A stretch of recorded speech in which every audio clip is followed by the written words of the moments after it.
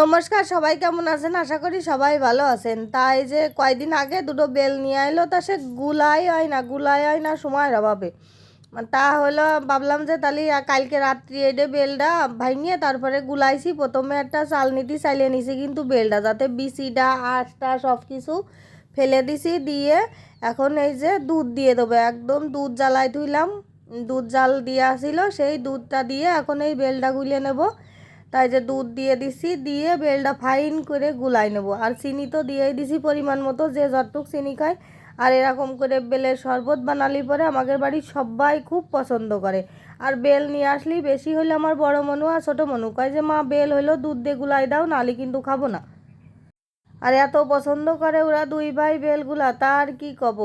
আর হলো এমনি চিনি দিয়ে যদি বেল গুলে দিই সেরকম একটা খাতে চায় না, কিন্তু যখন এই দুধ দিয়ে বেলটা মানে গুলে দিই তখন যে কি ভালো খায় ওরা, তার কি কব। তাই যে কিন্তু বড় গামলার গুলাইছি, মানে প্রায় আধা গামলার বেশি হয়েছে। তা এখন ওই যে কাপে কাপে সব দিয়ে দেবো, সব এক এক মগ করে কিন্তু বেলগুলা দিয়ে দেবো। আর খাতি আসলে যে কি টেস্ট হয়েছে, কারণ আমি একটু টেস্ট করে দেখলাম যে মিষ্টি টিষ্টি সব কিছু ঠিকঠাক আছে নাই, সেই জন্যই এখন এই যে মগে সব ভরে ভরে দিয়ে দিচ্ছি।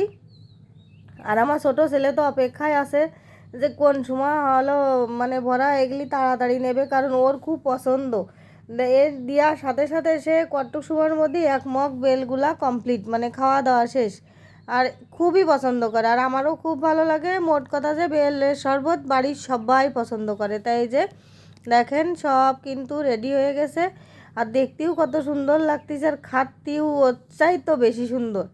মানে কি আর বলবো, নিজে বানাইছি বলে না, এই দুধ দিয়ে বেলে শরবতটা বানালে আরও সুন্দর হয়। যদি ফ্রিজে বরফ থাকতো তাহলে আরও বেশি ভালো হতো, কিন্তু সবাইরই ঠান্ডা লাগিছে, ওই জন্যই বরফ থাকলেও দিতাম না। আর যেহেতু নেই তো কোনো কথাই নেই। আর দেখেন আমার ছোটো মানু খাচ্ছে কি সুন্দর, ওর কাছে তো খুবই ভালো লাগে।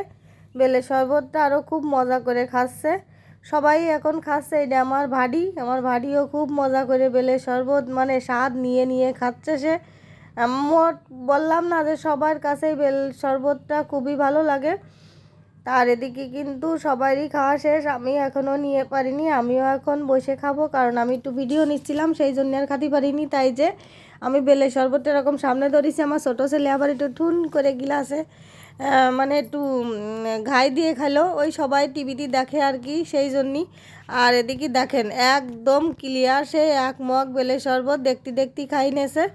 আর এদিকে আমিও খাবো। আর গামলায় অল্প একটু বেলের শরবত ছিল, সেটুকু আবার মনুর বাবা নিয়ে নিল ঢাইলে। আর ওদিকে উনি সুপার পরে বসে খাচ্ছেন আমার বড় মনু। আর এই যে বেলের শরবতটা আমি এখন খাবো, আর আমার কাছে খুবই ভালো লাগে। আর পুরো এক মগ। আর আমার এই ভিডিওটা যদি ভালো লেগে থাকে অবশ্যই লাইক কমেন্ট শেয়ার করবেন। টাটা।